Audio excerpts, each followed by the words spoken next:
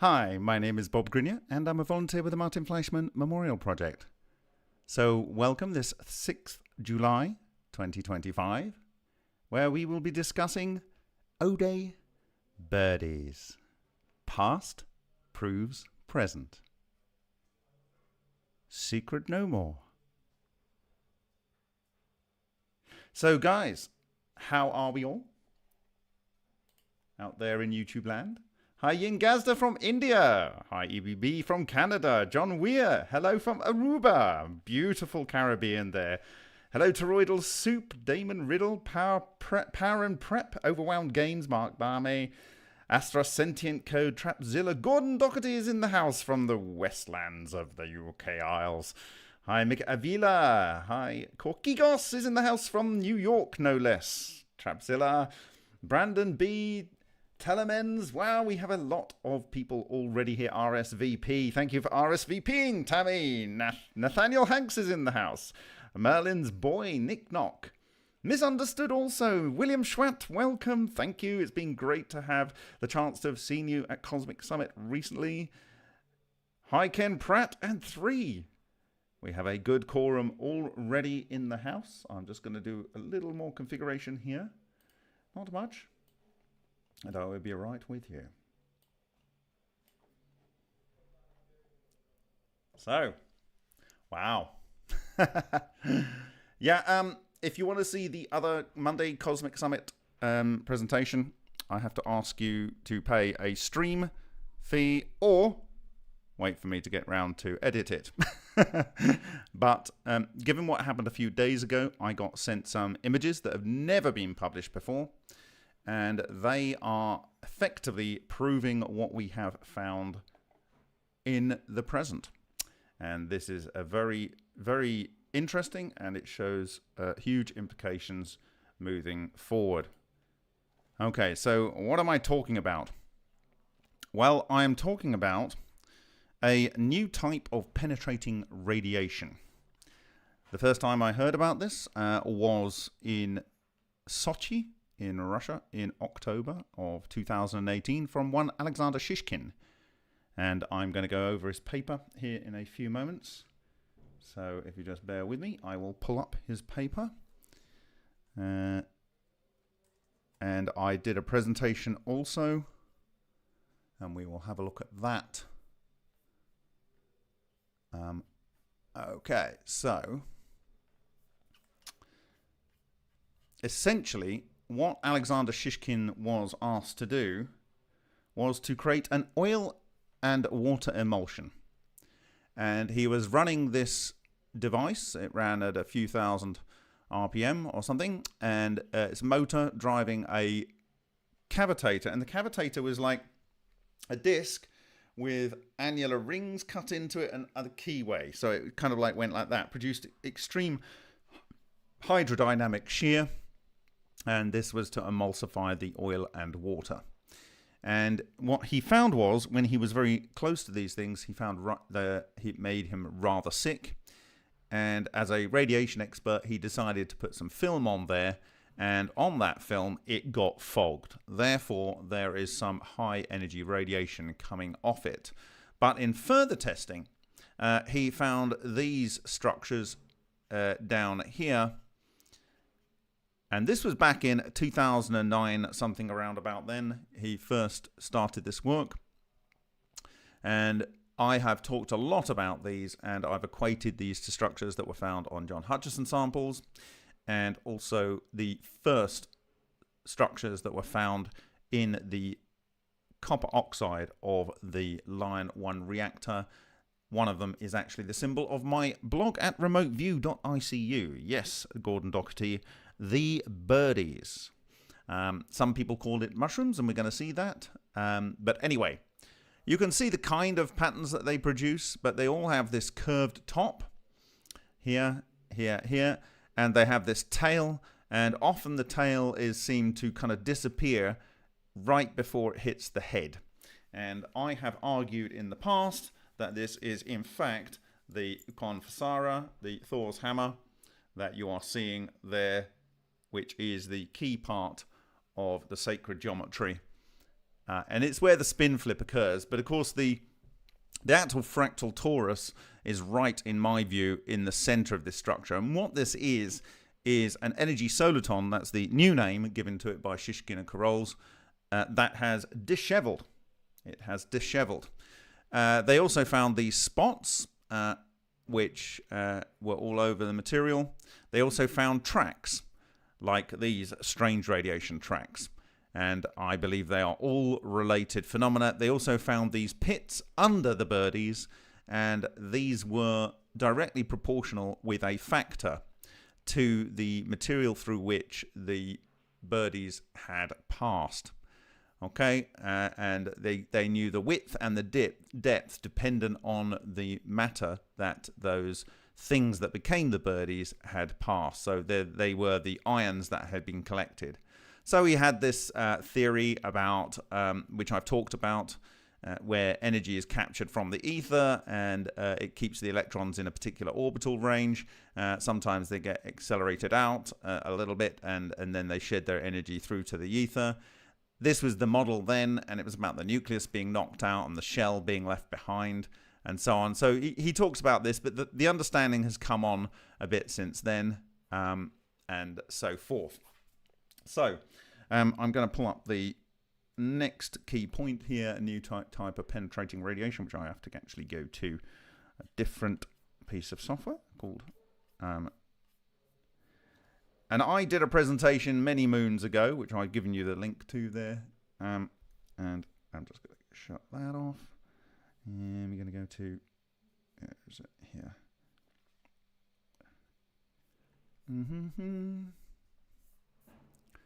Okay, come on. It's not playing ball. Okay, now we're good. Okay. So I actually translated and gave a talk, which you can see on the slide that I shared a little bit previously, called A New Type of Penetrating Radiation. I related it to the work of Charles Glover Barkla and his J phenomenon, and the fact that it was attempted to be replicated. Glover Barkla was awarded the Nobel Prize for discovering characteristic X-rays, which is how you actually detect elements. I talked about how this radiation was observed by other parties, and how Simon Schnoll, this guy down here, spelt wrong here, found this common cosmophysical factor, and it is an agent which actively influences virtually all processes occurring on Earth and in space.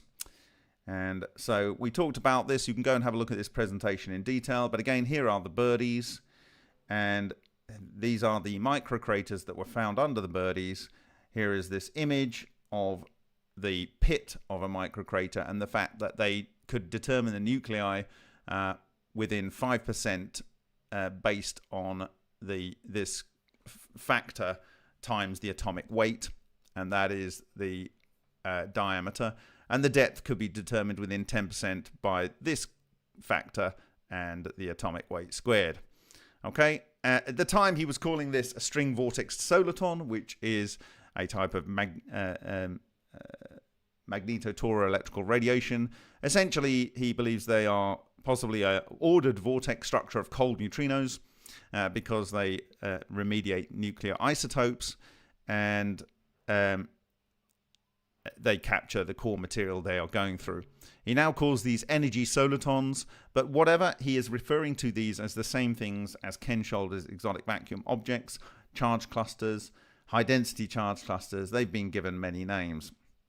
Okay, and he talks down here about how they can be produced. If I can find the particular page.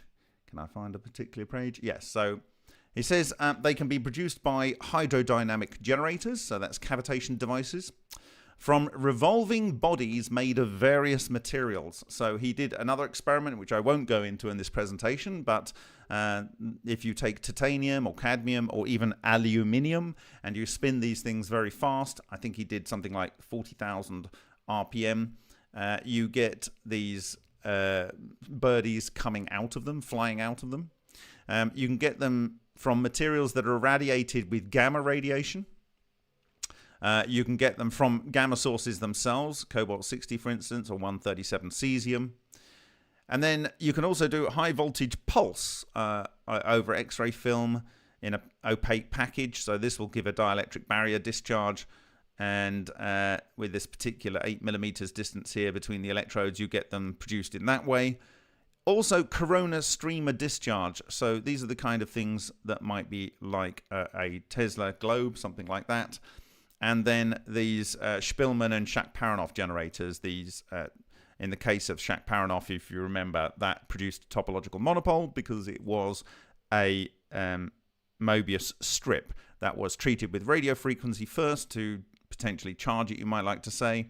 And then it was hit with a single sharp pulse of 230 volt mains, and it would produce these at a distance either zero albedo or glowing spheres, and also conical vortical tornadoes coming into the center of the topological monopole.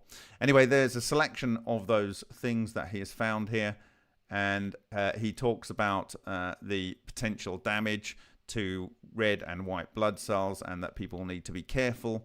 And then he suggests actually some methods for shielding. Anyway, you can go into that presentation. I don't want to dwell on that. I want to go on to the next one.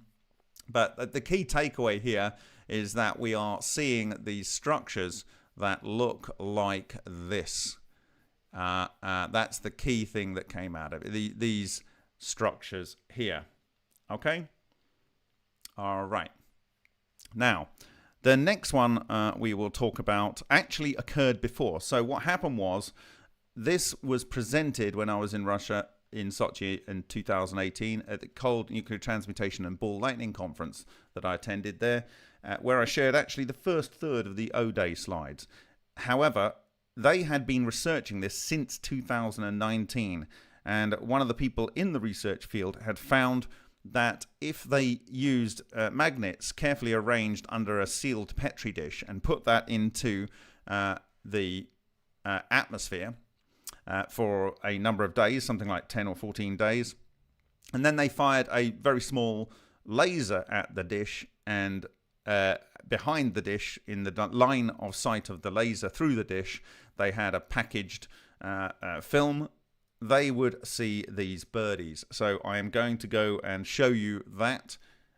Actually, later, the guy Vlad Zhigolov, who gave a small speech to me at the recent ICCF 26 in Morioka in Japan, you can go and look at that video on the YouTube channel of the Martin Fleischmann Memorial Project.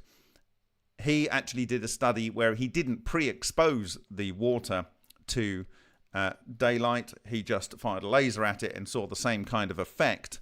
And the question is that water already charged that he used? And I would argue it's quite likely, depending on where it's been, and if it hasn't been through a prepubescent person, I think it would likely be highly charged anyway, what I call live water. But, there's many more controls need to be done. But what we're going to look at is this particular experiment that was conducted by one Perevoschikov. And I translated the paper, and you can go and get the links after I present this at some other point, but you can see it up here on the top here. If you screen grab that, you can get the link there. So it's called Registration of High Energy Radiation from Magnetized Water Exposed to Scattered Sunlight. So the idea is that this water is accruing something from the environment, and then the laser is knocking that off. And this is very interesting to me because I can't remember the particular reference, and maybe someone could dig it up and send me the link. But many years ago, I read of an adept alchemist from France who went to Central America and studied this ancient method of alchemy, where they took a large copper bowl, the natives, and they put it into the sunlight with water in it, and they left it in there for left it out in the sunlight for quite some time, and then they collected that water and they used that water for their alchemical processes. And apparently this French alchemist did the same, produced very pure gold. This is as the story goes, and he found apparently it was assayed and so on. And I assume the same kind of thing is going on, that the charged clusters are, in my view, being bound to the oxygen that's dissolved in the water, and that then by that being in the sun for a long time, it accrues a large amount of these things, and then you can use that in the alchemical processes. It'd be interesting if someone can dig out that reference. I can't remember where it is myself, but it exists. Anyway, so he did this. He saw these kind of tracks, squiggly tracks, dotted tracks, starting to look like strange radiation tracks. But here, what have we got? We've got the spots observed by Shishkin and Karols and Dubovik, and here is another one, and you can kind of see a slight fuzziness coming out of here, but not really. But it's these next ones which is rather striking. This one seems to have been kind of maybe distorted a little, but again, you've got a clear sort of pintack type shape going on here with a bit of a blur going out, and it might be something to do with the rolling of the film, or the fact because the film is in its enclosed container. Again, this one seems to be distorted by the hole, but it's actually spreading over here, so you can see that whatever it is coming out, and they're thought to be up to 10, because of the distance, they calculated it up to 10 keV electrons, and that is what is claimed by Ken Shoulders.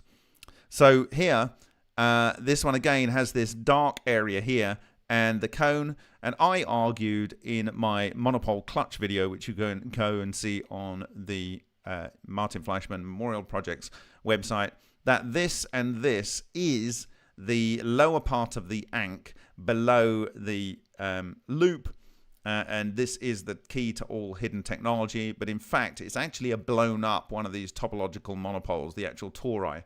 When he investigated the dark area here, you can see these waves, the wavelets, and in my view, it's the coherent electrons decohering as they come out, and it is the wavelets of the coherent electrons decohering that leaves this wave pattern in the photographic film. Okay, so it also, he found these pits as well, so this is very much in line with the work of Shishkin. So he's saying here, let's summarize some of these results. First of all, it is necessary to note the full identity of traces on photographic film in our experiments and in experiments with electroexplosive conductors in water. So the two types of means of producing this, electroexplosive conductors in water. This is what was being done by Leonid Oretskev.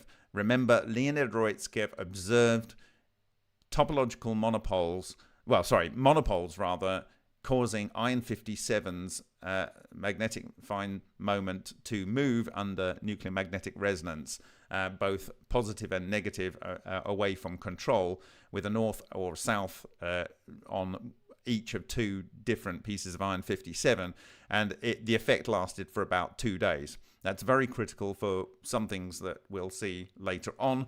But anyway, electroexplosive conductors in water do this. They produce ball lightning. That's going to be relevant moving forward.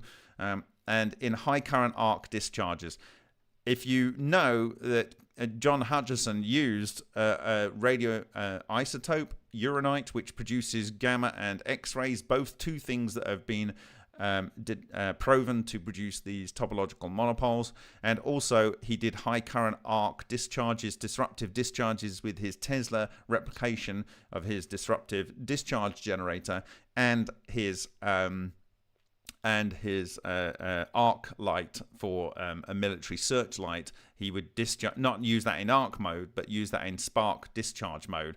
These are all means by which you produce these topological monopoles. We verified the monopoles in the structure in the sample that we got from the 1980 from George Hathaway, or early 1980s. The same sample that was tested by the Max Planck Institute, the same sample that was tested by Tom Bearden, in which Tom Bearden said you get these monopoles forming and the monopoles building and in strength, and then they tear the matter apart, producing these kind of like window blind type effects. And we demonstrated that in our analysis of samples of the same material that John Hutchison produced, it was like that. And if you look last year at the Cold Nuclear Transmutation and Ball Lightning Conference, or earlier this year, no, last year, they reported on material that I had analysed on behalf of people, where they had taken an exploding foil or an arc disruptive discharge in a water-bearing environment in a glass tube with a optical fiber around it, and they were able to pass a laser through that optical fiber and then pass the optical fiber into a container containing only carbon dioxide, and there was a white deposit that formed underneath the path on the bottom on a microscope slide, which contained aluminium, which does not exist anywhere in the apparatus. And the aluminium, in my view, they think it's a magnetic cluster of nuclei simulating aluminium. I actually believe it's real aluminium or aluminum. And I believe it is the reaction of carbon and oxygen goes to hydrogen and aluminium. And there's a huge yield of energy, but it is the topological monopoles that are made in that exploding wire and or discharge in a water-bearing low-pressure environment that is captured by the coherent light that travels down that optical fiber into that chamber. This has phenomenal implications for a range of technologies. But in my view, the same process effectively is what the Hutchison effect is. That is to say, John Hutchison used a range of methods that have been identified categorically to produce these birdies, which are the broken up topological monopoles, these magnetotor-electrical radiation, these energy solitons. And they are moved by coherent light, or can we say phase synchronized light. And what John Hutchison did is he had traveling wave tubes with microwaves. That is to say, you could put those in an arrangement where they have standing waves, and in that they've got 180 degrees out of phase waves in there, and they are effectively producing conjugation and then standing wave nodes, and they are traveling waves. So they're traveling phase conjugated microwave, and they're going down the traveling wave tubes out through the environment that's being imbued with a large abundance of these topological monopoles, and those topological monopoles are getting locked to the node and aggregating on those nodes, but the nodes are traveling towards the target area in which they are deposited, and depending on their positive or negative state, they will accumulate on the respective positive or negative topological monopole zones in the scalar interferometry in the target zone. So when you understand what I'm talking about, when you understand the methods in which you generate it, that is the Hutchison effect, the actual building up of the topological monopoles. There's many effects in the Hutchison effect, but that is the way where you get these materials breaking up and turning to jelly and snapping and doing some very unusual things. In my view. So the sensitivity of the radiation leaving traces on photographic film to an external magnetic field also coincides with the ability of radiation to magnetize non-magnetic media. So here we are, magnetize non-magnetic media. This is what you get in a wind hex. A wind hex takes aluminium and makes it magnetized. We saw magnetization of non-magnetic materials in the work of our work with the work of Francesco Celani, where his wires would become magnetized where they weren't before and so forth. And it's been observed in a range. I think even Matsumoto observed it as well. So accumulation in condensed media. And so condensed media, this is what I'm saying. You can get condensed media is actually plasma, gas, water, and metal.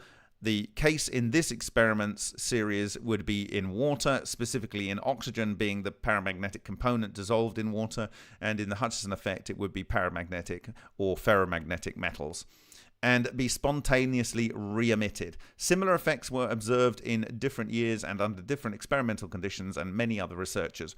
All this means that the radiation we register is real and identical to the observations of other researchers. It is also obvious that the reordered radiation effects differs sharply in its manifestations from the radiation fields and particles of known to date. Radiation is detected under significantly different experimental conditions. It is sufficient to compare the conditions of our experiment, in which practically no energy sources are required in the laboratory to produce radiation, and the conditions of the experiments with a huge energy deposit into the pulse discharge. A common thing for the mentioned experiments is only the presence of a magnetic field. Okay.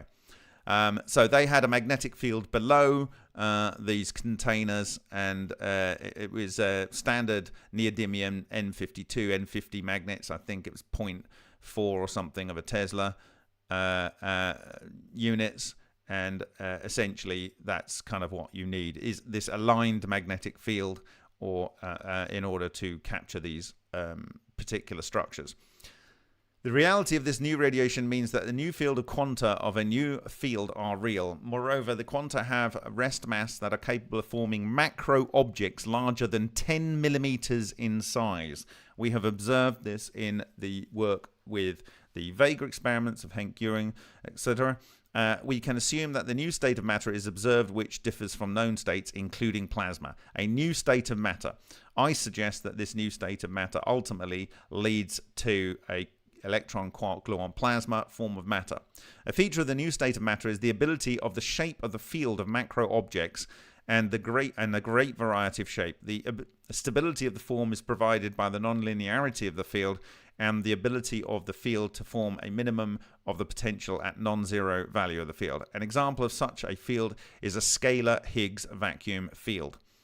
The new field apparently is the basis, a kind of skeleton of long-lived plasma formations, and natural ball lightning is related to them. Natural ball lightning. Thank you to all of the many hundreds of people that sent me the beautiful Canadian ball lightning, which I am going to give a big thumbs up. I think that is genuine. I'm reading those people that took that video, and they look deeply honest.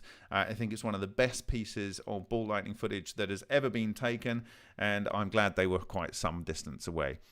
The same forms were observed by us. It can also be assumed that the field structure with magnetic interaction, examples of which we considered above, are capable of fixing ions and electrons on the skeleton through the spin interaction and thereby delaying their decay plasma.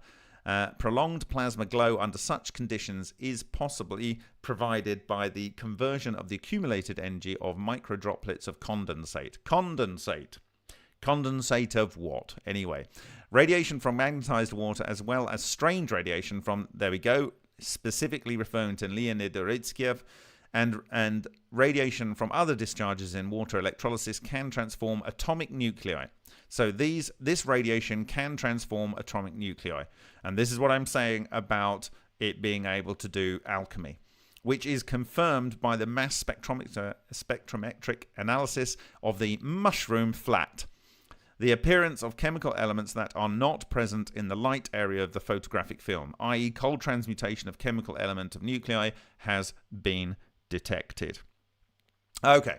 So that is that one. So this is the second case. This actually was published before, or rather I was aware of it before this work by Shishkin, Kurols and Dubovik. So this is Perevoschikov and colleagues, Perevoschikov, Dyakonov, Milakov and Shirakin.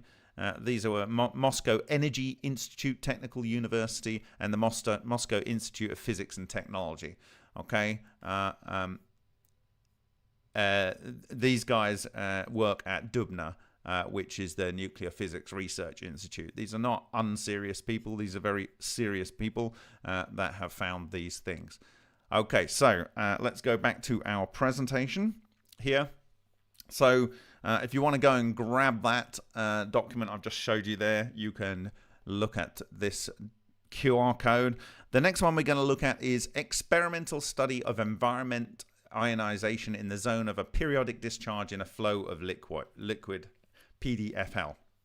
This is Bogdanovich, Bayanov and Nestorovich, and this is the National Research Nuclear Institute, Moscow Engineering Physics Institute. And we will go and look at that here. And that is this next paper here. No, it's not. It's not that one. It's this one here. You can look at the link. If I go back to what I was showing you here, You can go and get this paper if I get rid of my mugshot at that QR code there and follow along with me. So here we go. The study of ionized environment in the area surrounding a plasma discharge flow liquid has showed the presence of visible plasmoids, that's plasmatoids, moving in the horizontal plane. The study of traces on the X-ray film made it possible to detect a significant number of traces of an identical shape and size that looked like the birds which were found earlier in other facilities. A preliminary analysis has been carried out for their identification, which led to a conclusion about the nature of these formations, in particular their identity with the Dirac monopole or similar object, having tail and wings formed by a flow of electrons from surroundings. Okay, all right, so this is the apparatus that they have been doing these water flow plasma discharges. They started this work in 1995 to 1996.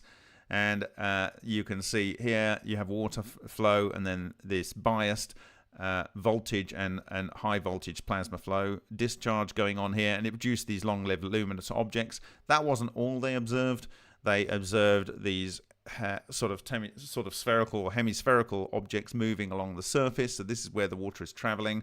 They also observed these string-like objects, which they argue have a topological monopole or a monopole-like object at either end. And they say a white circle identifies a luminous filament. But in this case, they took these films here. The experimental scheme on the registration of objects in the vicinity of the PDFL on the X-ray film, 1 discharge electrodes, 2 X-ray film, view from above, and this is what they found. And I asked this question when I first shared this many moons ago in Azizi to the Cold Fusion conference, and I asked them, I suggested that the fact that they had circled these was very, very important. And I'll ask you, see if anyone can understand or was listening to me when I've said this before. Why do you think, or why did I think that they have circled these things? Why? Why? Anyone guess? Anyone know? Anyone remember what I said before?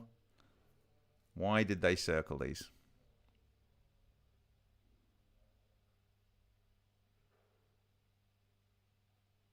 Okay. No guesses in the room? Dual vortex. Yes, it is. Trapzilla's not far off. Also, EM waves traveling. No. Okay, so looks like a pinch. Okay, so what it is in those instances is the mixed north and south monopoles are formed, and they have a very weak one pole, and they have a very focused beam. And if you recall, I referred to the patent assigned to Boyd Bushman of the magnetic beam, which I believe, in my view, is an attempt to technologically produce these kind of structures that you see here blowing up.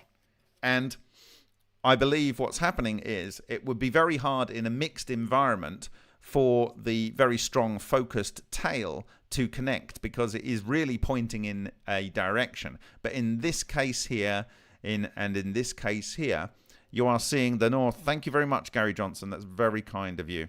Oh, that's very kind words. And so what's happening is it's very easy for the north and the south in this mixed abundance of topological monopoles to come together.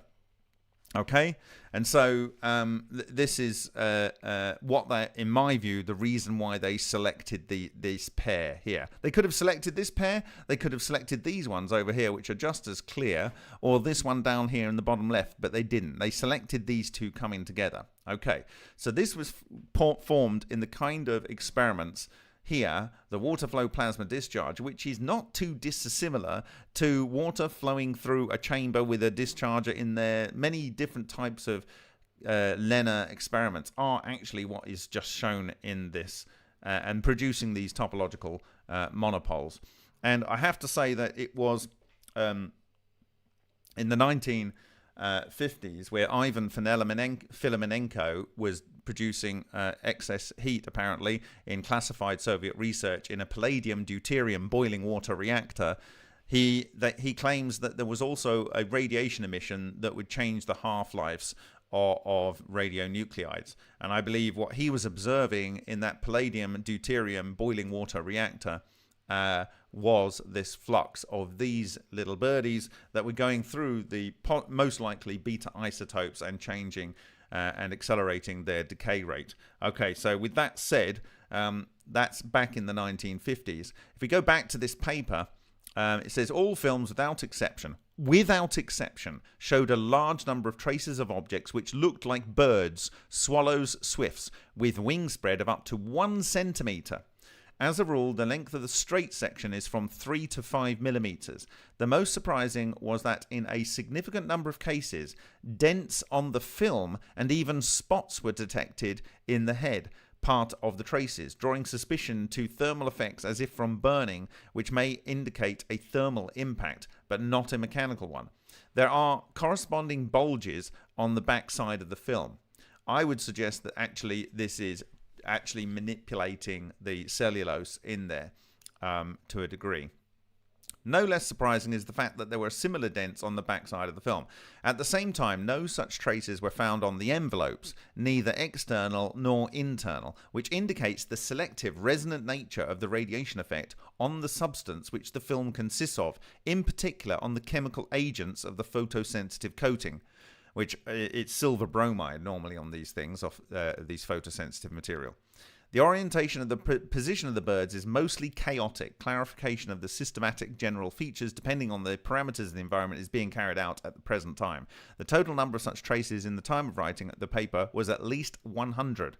To exclude the likelihood of the appearance of traces as a result of breaking the conditions for developing or storing the film, so i.e. damage to the film, a number of control sessions without discharge were carried out, eliminating possible interpretations and suspicions. So basically, they saw over 100. Every single film had these marks on them. They were up to 1 centimetre on the wingspan, and the straight section was 3 to 5 millimetres. However, they saw none, absolutely zero, developed and handled in the same way when they were run in control sessions without the PDFL. Now, they went one stage further. They used a synchrotron to accelerate up to high energy electrons into a conversion target, which produced high energy gamma. They have a magnet to pull away the electrons, and only the gamma gets through to the photographic film. Or is it only the gamma? Well, what they found was this. This is the gap between the two magnets, where the gamma is exposing the film. But above and below, they saw birdies, okay? And that kind of implies that they are also magnetic type of structures, which was found in the Perevoskitchov paper. But the other interesting thing is, what have they circled? They've circled 2 here, and they are back to back. Now, why did they do that? Up here, I've given you the reason why I believe they put them head to head. But I'm saying, like I said for the head-to-head one, is that what's happening here, and later on in the paper, they talk about these birdies having accumulated onto the poles of the magnets, and the gamma ray is knocking them off. The gamma ray is knocking them off. And so what does that mean? In this case, it means that there is predominantly or exclusively one type of topological monopole structure on a particular pole. This completely and precisely fits with the observations of a titanium wire or foil being exploded in water, producing a ball lightning, and structures that change the magnetic fine constant of iron 57 with either a north on the back or a south on the back of respective bits against a control for 2 days. One type of pole aggregating, one type of monopole aggregating near one type of pole of an ordinary magnet. And so I believe that we have, for instance, here either north, south, north, south, or we have south, north, south, north. And if you think about it, if you've only got one type of pole, then the only way they would align is this way, back to back. They would only align back to back. It's a shame we can't see it right here, but in a mixed topological monopole type structure, they would tend to come head to head. Okay? Alrighty. So here we go. We've got another extremely serious nuclear research institute, and they are finding the same things. So what do they say down in here? Conclusion. The results obtained in the part related to the detection traces on the X-ray film in the form of their birds indicate that we are dealing with a fundamental property of matter, which is confirmed by the detection in the experiments of other authors. 12. Which other authors are we looking at? Zhigalov. There we go. Tracks on film of strange radiation replication. So this is what who I was referring to. This is in 2015.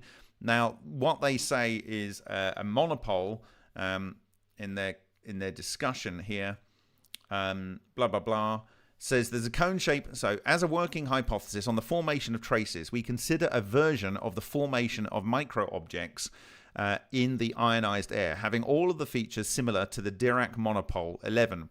So if we go down to 11, it's Wisniewski RP. This is what I've quoted many times.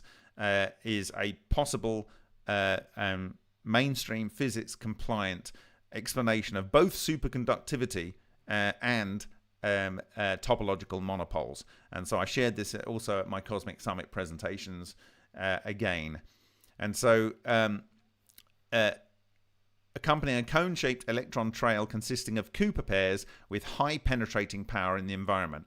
This version is confirmed by the analysis of traces representing in their curved part the cross-section of a conical surface identified with the electron trail, whereas a rectilinear trace can be a monopole track. This version requires clarification. The different orientation of the birds can be explained by the dynamics of the objects under consideration, having both a magnetic and an electric charge. In the non-homogeneous field in space, when moving both longitudinal and transverse components, the affected on them, so that the movement of a leading center monopole or quasi-monopole, so I call it topological monopole, it's not a real monopole, can be overlapped by the rotation of the electronic trail, which in turn affects the movement of the monopole trail in general. We have observed this in Vega experiments done by by David Butlier, where these structures interact with their own trails and or forward flow focused beam, which is something that they don't discuss here. Anyway, I recommend you go and look at this paper, and it clarifies that very serious people are considering these things as actually real things. Okay, on this note, I did a video here called Peer-Reviewed Journal Published Article on Long-Lived Plasmoids. This is another paper here which I've referred to many times, video recording of long-lived plasmoids. It's the same group with the same equipment. And down here you can see a toroidal cluster which is 0 albedo. You can see glowing ones. This is a black and white version of the image I showed you earlier. Here's a very much longer filament with the monopoles at either end. And here is this long-lived plasma toroid that lasted for 2 days. And this is a crystal cluster, I believe, of these structures that they also observed rolling and rotating around its common axis. This is one where its body has gone through a dielectric, and this is producing a vortical beam that is coming out of the main plasma toroid. Okay, so those are those things, but just to say that in the exact same experiment that is producing these 2-day long-lived plasmoids, which must be electron quark gluon plasma, absolutely has to be electron quark gluon plasma, that the same birdies are produced, so these toroids. Okay, all right, so where am I going with this? Well, on the 2nd, I was sent an image. This stunned me, but did not surprise me. But when you understand what this is, and you're going to see it in a minute, it will show that these structures have been known about since 1950. But possibly they really didn't know what they were. Okay? And I think that's going to be self-evident by what I'm just about to show you. So I am talking about never before published photos. Now, the guy that sent me these is one Ryan S. Wood. Here's his short bio. I'll read it out. Ryan S. Wood is a Cal Poly San Luis Obispo graduate with dual degrees in mathematics and computer science, class of 1978. Over his multi-industry career, he has held leadership roles in sectors ranging from semiconductors and medical imaging to energy conservation, aerospace, and fusion technology. Presently, he serves as CEO of Electric Fusion Systems Incorporated, where he's spearheading breakthroughs in fusion energy. A longtime UFO researcher and crash retrieval specialist, Ryan is best known for his work on the Majestic 12 documents and the 1941 Cape Girardeau UFO incident. He's the author of Magic Eyes Only and the AI UFologist, and the creator of UFOdex.com, a remarkable AI-backed repository featuring over 600,000 pages of UFO data. His expertise spans from organizing international crash symposia to teaching military officers, making him a key figure at the nexus of advanced tech, classified research, and extraterrestrial intelligence. This is the first contact I believe I've ever had from Ryan S. Wood, and I think it's an important one that has happened. So the bulk of the email is here, and he said, I've long admired your work with the Martin Fleischmann Memorial Project. Thank you very much, Ryan. Recently, I found some 1950s UFO photos resembling the umbrella birds. Attached is one. Sure enough, there was a image attached, and that image was from the Army Counterintelligence Corps of the 1950s. Again, I've been given permission by Ryan S. Wood, Majestic 12 Documents and UFO Crash Retrieval Experts to share this. Can anyone see what is in there? This is the first time this has ever been publicly shown since it was found. Can you see what's in there? So I replied immediately, and I said, Dear Ryan, thanks for reaching out. These birdies, of which this is clearly one, up there, this one here is clearly a birdie, absolutely, categorically a birdie. These birdies, of which this is clearly one, are caused by a range of things, but are most likely not flying objects in the frame of the camera at the point of shooting. The film could have been exposed to a source of topological monopoles at any point from the production of the film to its development. It's just so wonderful to see something like this and know 100% certainly, down to how it is created, formed and dies, what is going on. Anyway, sources include gamma and X-ray sources, say for condition monitoring of pipe welds, welding, fast rotating objects, cavitation. Regards, Bob. And then he comes back and says, yeah, they're probably not actually UFOs. And so I said, Dear Ryan, these structures are the result of topological monopoles impinging upon the negatives, not artifacts from a lens or developing processes. Because he suggests they might be part of an artifact from the lens or the developing process or whatever. No, that is neither those things. And then I asked him to really seriously take a look of what you're seeing in that frame. And this frame, you're going to see where it is from. But before we go there, I'm going to show you this assignation down here. It says tentative secret forward to MAGCOM. What is MAGCOM? Well, what does MAGCOM mean? The acronym MAGCOM stands for Major Command within the United States Air Force, USAF, and by extension within the broader context of the US military organizational structure. In the context of the leaked or declassified documents from the late 1940s and 1950s, particularly those referencing the Counterintelligence Corps, CIC, Air Material Command, AMC, and related intelligence activities, forward to MAGCOM refers to the procedural directive to send reports, intelligence, or findings up the chain of command to the relevant major command for further action and analysis or archiving. So again, I need to thank Ryan for sending me this explanation of what does MAGCOM mean. And let's dig into the photos. So Melifury says, so we should not drink sun-exposed water, cavitation water, and so on. Yes, you can. You absolutely can. Just don't go near an EMP afterwards. I think these energy solitons are very important in accelerating growth, and that's why I think, and I've argued, for instance, that they will be abundantly available in water in this part of the world, because the Czech Republic, for instance, where I'm sat now, it has one of the highest radiation, background radiations in Europe, and so the water will be replete with these energy solitons, and they will go into your body, and they will be very good for your health. Okay, so here we go. This is from Puerto Ordaz, Venezuela.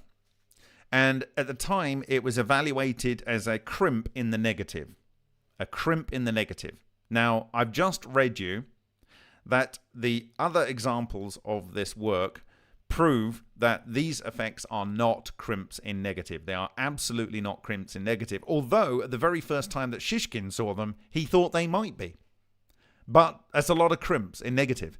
They're not. There's no crimp in the paper containing the negative. And again, the controls were done at the Moscow Physics Nuclear Institute in their PDFL, plasma water flow discharge systems, and they did not have any in the control samples that were handled in the same way, the same type of film, and they were developed in the same way. So this is not a crimp in the negative. But back in 1953, when this was sent by the US Air Force Command up to the chain of command, this was assumed not to be a UFO in the frame, but just a crimp in the negative. But what did I think it was? I think it was probably a welder or welding process.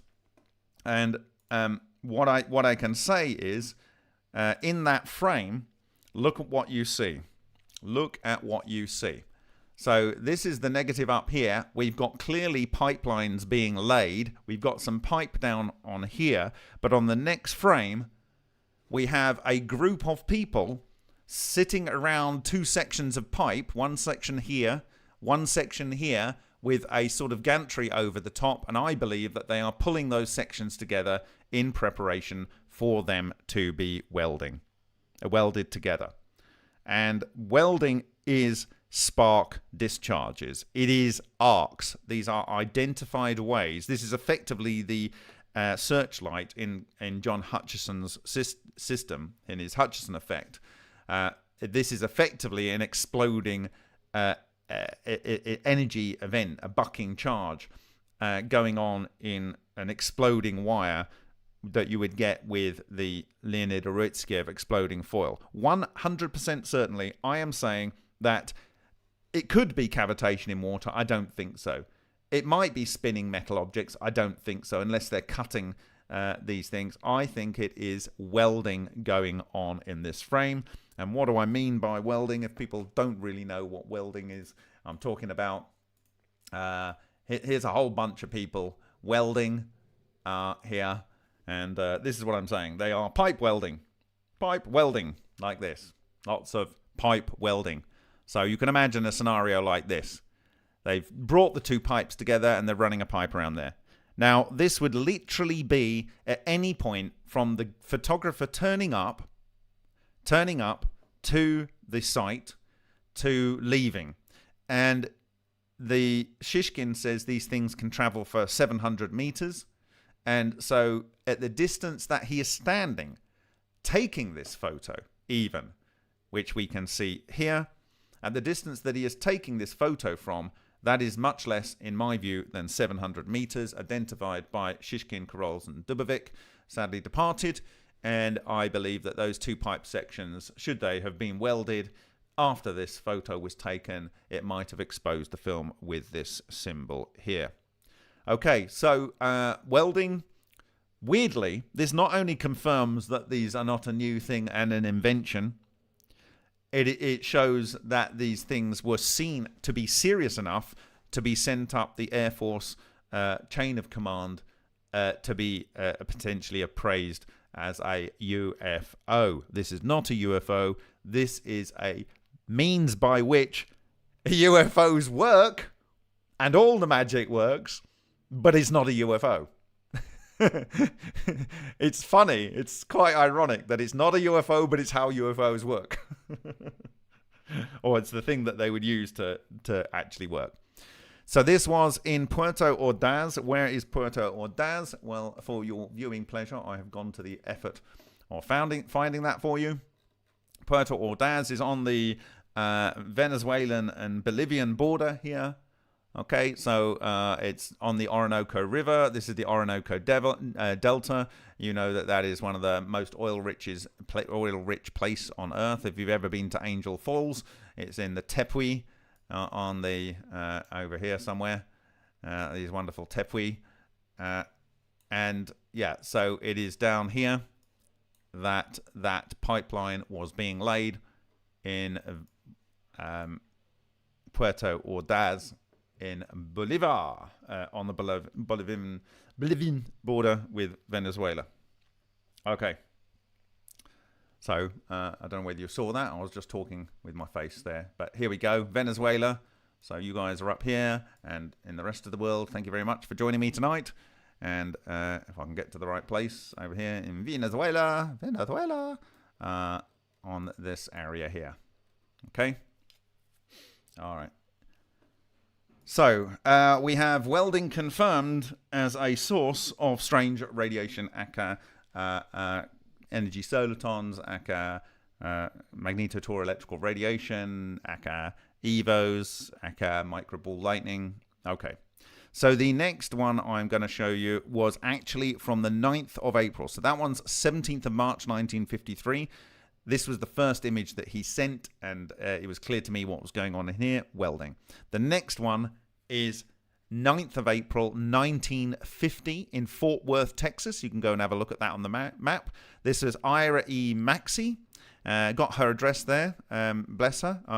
I'm not sure she's still with us, given the date. But thank you very much for taking this photo. And again, they've assumed this to be a crimp in negative. And it says something as info. Whatever that says. So basically, this is absolutely clear. It is exactly the same thing. So we have two structures here. So one is a negative, one is a positive, I think, actually. This might actually be a positive, even though it says negative, because they might be taking slides back then. Kodak's safety. Maybe someone who knows about taking positives, slides, they might be able to tell that this is a slide image. But one of these is a positive, one is a negative here. And it's right there. It's right there. That is exactly the same thing. But of course, can anyone see what might have caused this? Can anyone see what might have caused this? Any guesses? Any guesses? Any guesses? Out there in YouTube's land. The wires! Yes, Shockwave! Absolutely, well done. Yes, the power lines. Power lines are obviously a source of radiation. They're also often found to be sources of microball lightning and ball lightning and Jacob's ladders. So, we now have evidence that power lines and welding ripped from the past, torn out of the past. The other thing is you can see what looks like very deep, dark clouds and these almost like supercell tendrils coming down. If anyone's seen this type of cloud structure, these are a little bit of magic going on here. If these little tendrils coming down here are not an artifact of the developing, which they could be, or damage to the film, then I do think that this is a deep, dark, stormy day, in which case there could be large ball lightning structures forming in the clouds and charge density that it might be come from. But we've got a combination of here. Could it be the power lines or the storm clouds? It could be both. But I suspect, I don't know, because whatever it has to be quite close to the observer. And I would suggest that these power lines are not more than 700 meters away. And it could be that the photographer, we don't know because this is all we've got, they could have observed some power line type effect, and they came out and took a photo, and their film was exposed with this at some point. Okay, so absolutely amazing. 1950. Now, the other thing that this begs the question, which we'll go on after we've seen the third picture, is they really didn't know in at the general level what this was. And because they were so sure they'd explained it away with a crimp, that no one in the evaluation process knew that these were topological monopoles, which means at least in 1953 they didn't know what it was. But can we push that date more recently? Well, around the time that much of this kind of research appears to have been classified, almost exactly the time that in the Albuquerque Journal, Winston Bostick was reporting we can get to Mars within 15 to 20 hours using the systems that they had been researching, which was a paper or a newspaper article in 1958. In 1958, no less, was this image captured on the 26th of June, 1958 in Belfast, Maine. For those that don't know where Belfast, Maine is, that is all the way up here in the northeast coast of the good old US of A. Yeah, so we've got Maine up here, and this is Belfast, Maine. It's not Belfast in Northern Ireland. It's Belfast, Maine here. Okay, and so that's where that was from Ali Lufkin. Sounds like a nice, good old Irish name. Might be wrong with that, but looks like it. Northport, Maine, that's where she's from.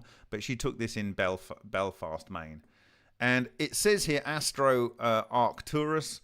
Maybe that's the star or something going on there.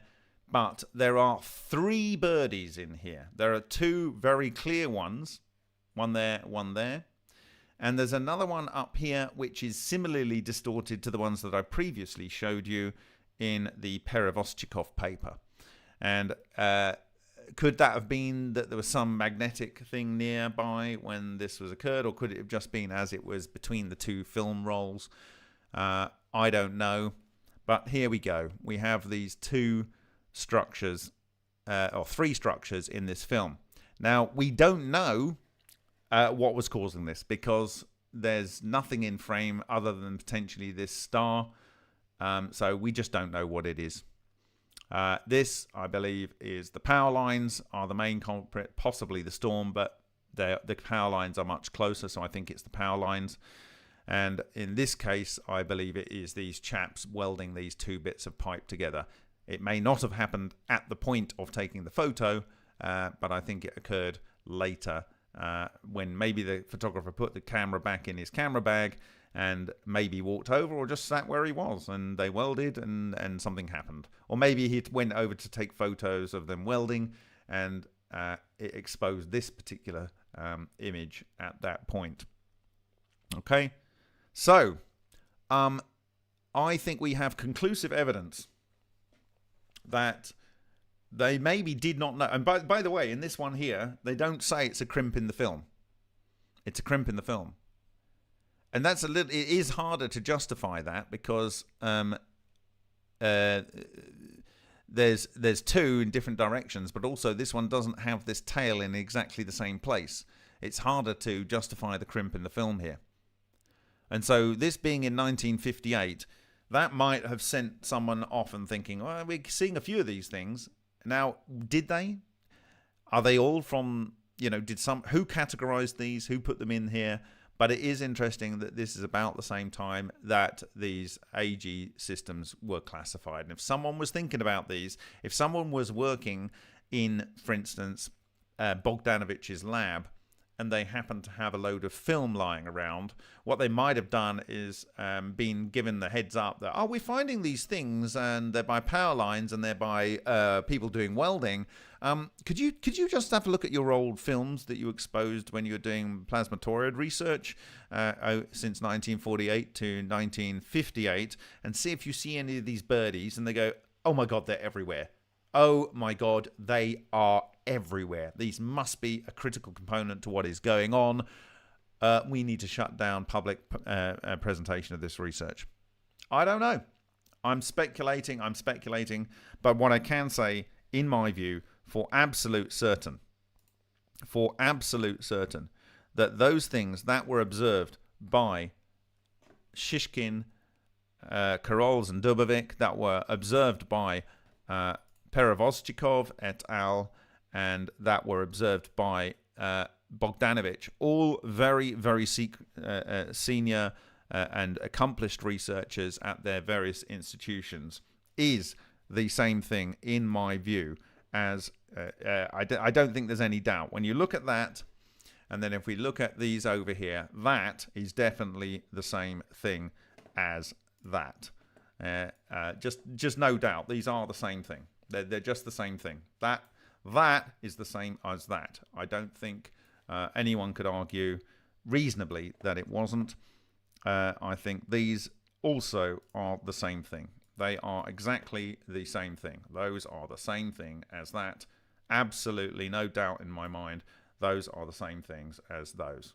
Okay? And likewise, they are the same things as this, which we can see here. This is not necessarily perfect, but you can see this one is pinched just like the other one was pinched here. You know, it's pinched off to one side because of maybe the way the film is interacting. But that, my friends, there, you couldn't say that wasn't the same thing as this 1953 image. Those two things, they're the same family. That is the same. That is that. That is that. That is that. No doubt about it. So that's essentially what I wanted to say to you today. Thank you to Ryan.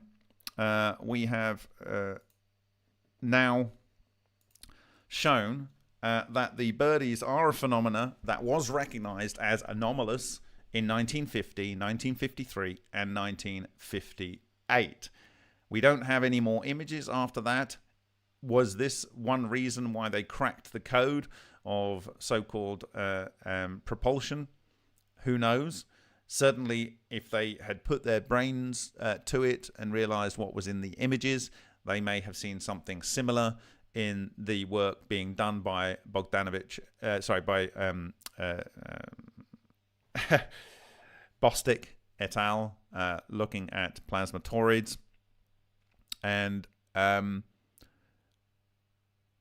I'm very excited to see what all of the Russian researchers will say when they see this presentation, which I will forward to them immediately after I have finished this, because they have done the very hard work to establish what causes these structures and how they interact with matter, and that they do bind to magnetic nuclei.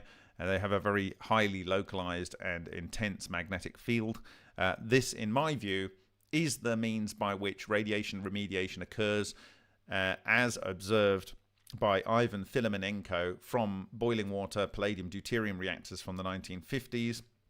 It is the reason why radiation remediation occurs when you take the Marsa gas and or Brown's gas and use it against ferro or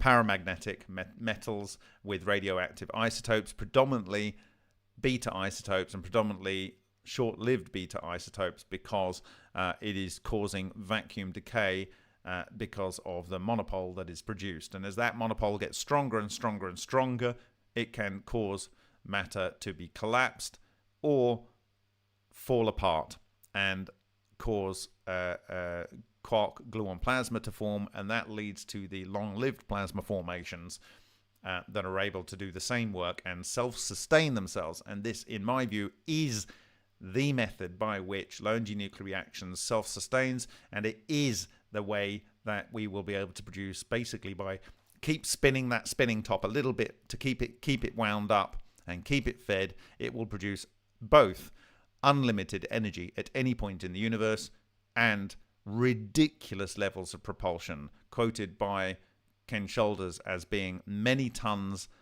against gravity, but it is propulsion, but many tons of directional propulsion against gravity per ounce of apparatus used.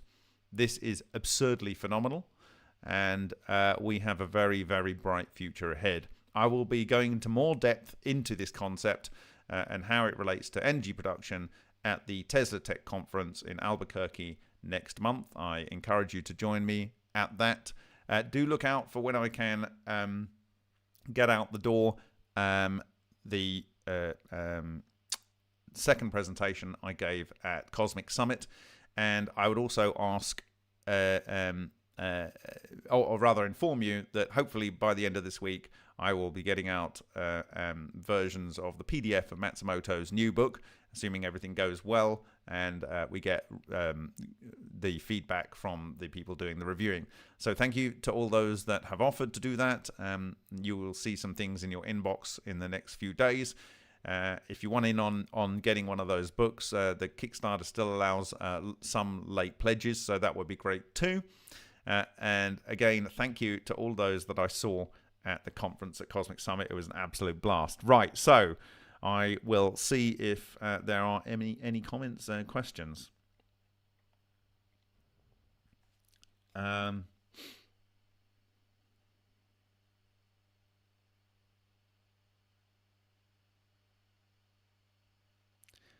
In this photos, which birdies are the which direction are they traveling in? So they are always traveling in this direction.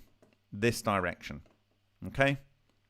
So the Yukon Vasara, which is, this is the actual topological monopole, is here, like right somewhere here, like there.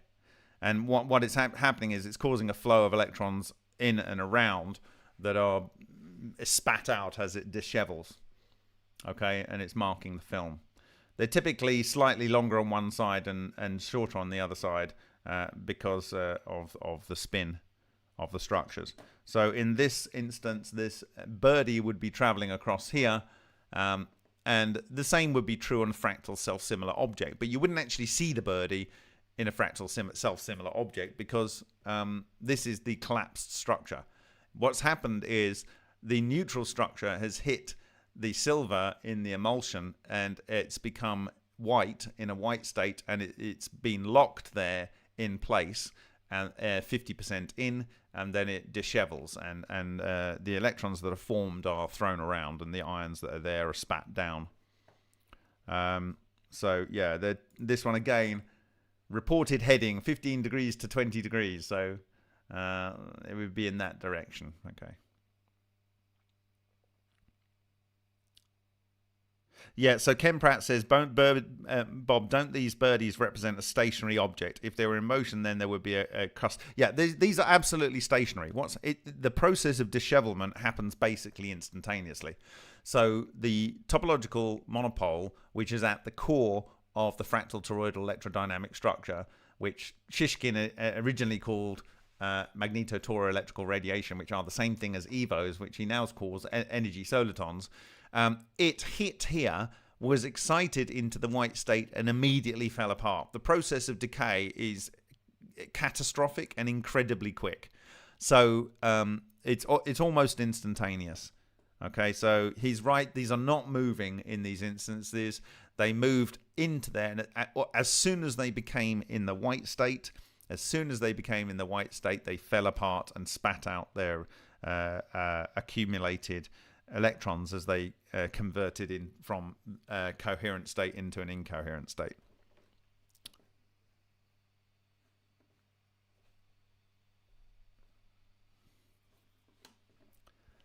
Okay. 3. Did you know there are birdies carved into Stonehenge, Bod? Yes, I did know that, and they're also in other Neolithic sites, something that I will go into in due course in the UK. Yeah, like I think this was known.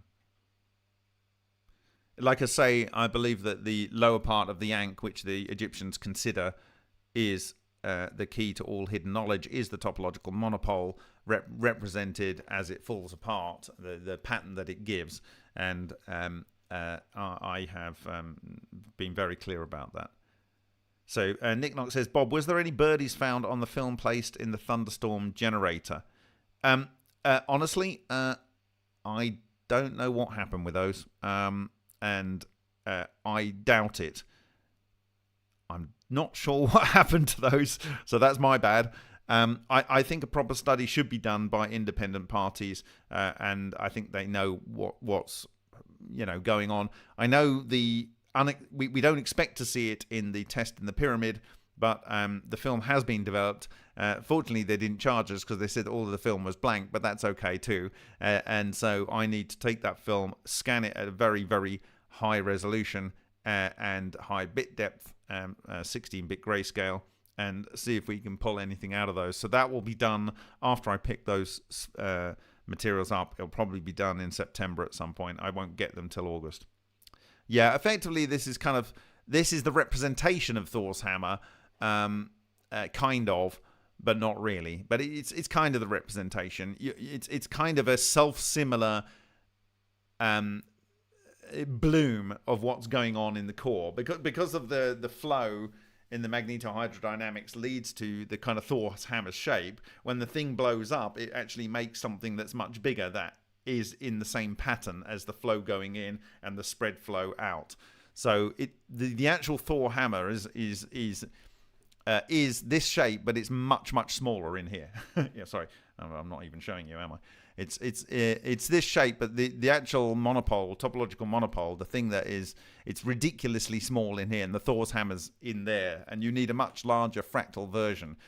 I don't know how large the ones are that produce this, but when it comes to making something like an ARV, the effective Thor's hammer on an ARV is really rather massive, and I've been pretty clear about showing how big that was.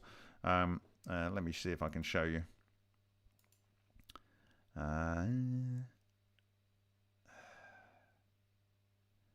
Yeah, so I'll take this Cosmic Summit slide.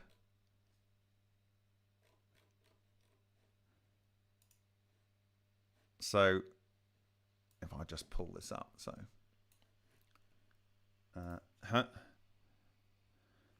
so the Thor's hammer is here, is this part, represented here by the copying of it by the Tesla logo. And so if you can imagine, it is that shape, but when this overall structure blows up, okay, it throws the electrons out to the side, and some of them wrap round and get pulled up and focused up into the center, exposing the film. Okay, so that's essentially what it is. And the way the ARV works, it probably is split into 16 groups of 3, which can do the magnetohydrodynamic flow around like that way, and it goes up like that to do the magnetohydrodynamic flow that way. Thank you very much, Scoggy Hoggins. No, I don't think it's necessarily gravity in those instances.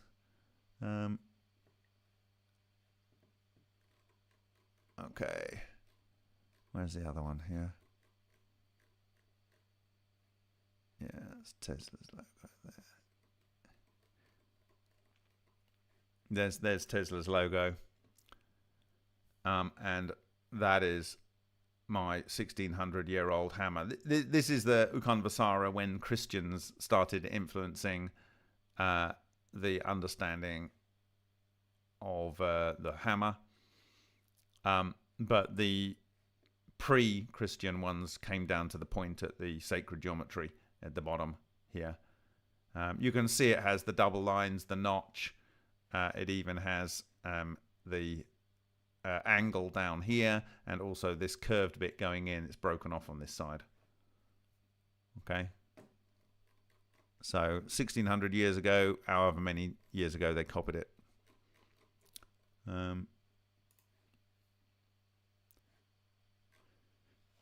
Okay. Yeah. So we'll go back here.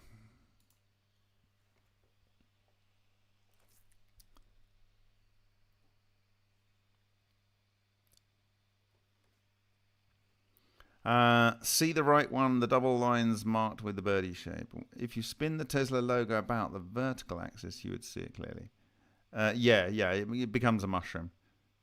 David Cosmic Day says, I'm doing a 1 megahertz pulse plasma arc experiment this week. I will order some old still. Excellent, brilliant. David, I'll be very interested. Remember, these things might be quite subtle. But what you're looking at here is actually just a normal positive or negative film, and it seemed to catch a really good one. Of course, it's next to some, in my view, welding at some point.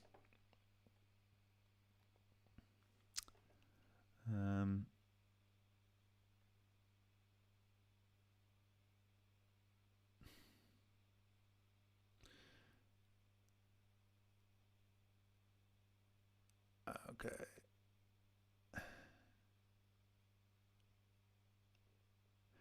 All right, so I'm going to call it a night now. It's a short one for you today. Thank you very much. I'm just going to do a quick review.